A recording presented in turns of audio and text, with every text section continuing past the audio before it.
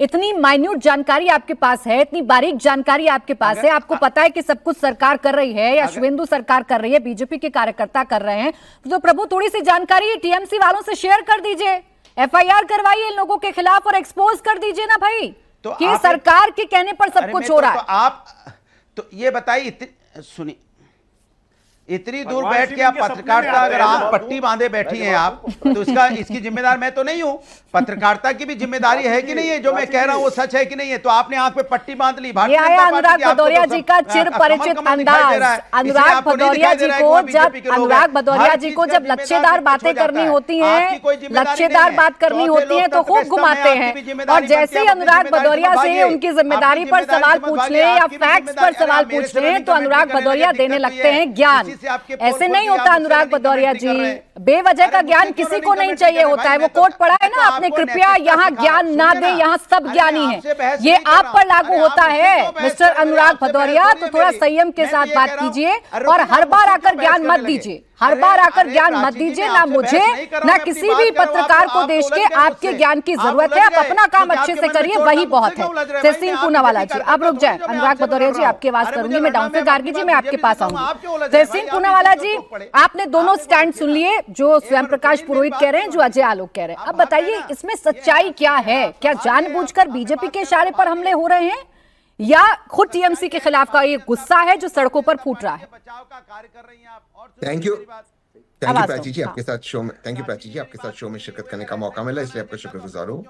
दो चीज प्राची जी, अगर थोड़ा फेडर डाउन कर देंगे, बोले दो चीज, थैंक यू। दो चीज प्राची जी, अगर ये भाजपा के कार्यकर्ता नहीं है, आम आवाम है, वेस्ट बंगाल के, पश्चिम बंगाल की, जो टीएमसी के नेताओं पे पत्थर या अंडे मार रहे, तो उन नेताओं पे क्यों नहीं मार रहे? सयोनी घोष जैसे नेताओं पर जो आ गए भाजपा में, जिनके दिल में था काबा लेकिन चले गए भाजपा, अब नहीं छूता सबका पसीना, उनकी आंखों में था मदीना, अब उन पे नहीं मार रहे अंडे कि उनका बहुत अच्छा स्टेलर परफॉर्मेंस था। वो जमीन चोर गुजरात से जो आया हुआ है, जिसको ले लिए पठान साहब, उस पे अंडे नहीं आ रहे, अंडे नहीं पे आ रहे।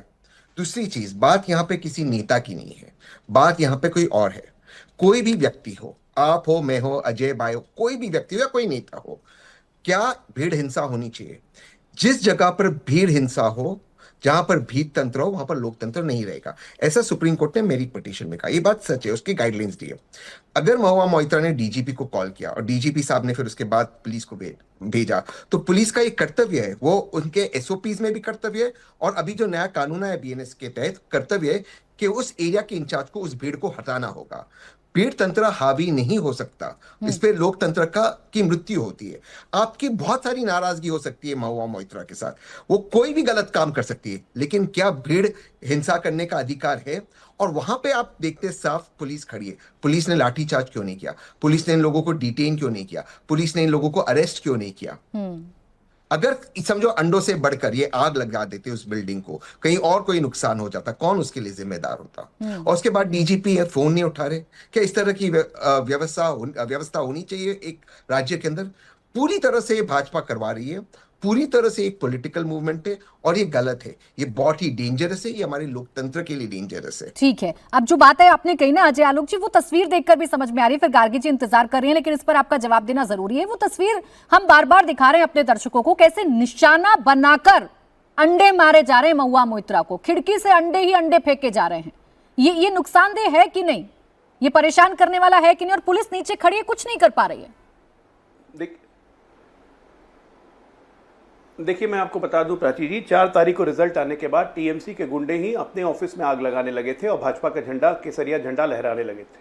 ये 4 और 5 चला, उसके बाद पुलिस ने एक्शन लेना शुरू किया। 9 तारीख के बाद जब से हमने शुभेंदु सरकार ने अपनी सत्ता जिम्मेदारी संभाली, उसके बाद ऐसे ऐसे लोगों को हमने बयान जारी किया कि हम किसी को नहीं लेंगे। ये जो कह रहे हैं कि सयानी घोष भाजपा में आ गई, कोई सयानी घोष भाजपा में नहीं आई है, गलत चीज मत फैलाइए, नंबर 1। नंबर 2, भीड़ तंत्र की बात कर रहे हैं तहसीन पूनावाला।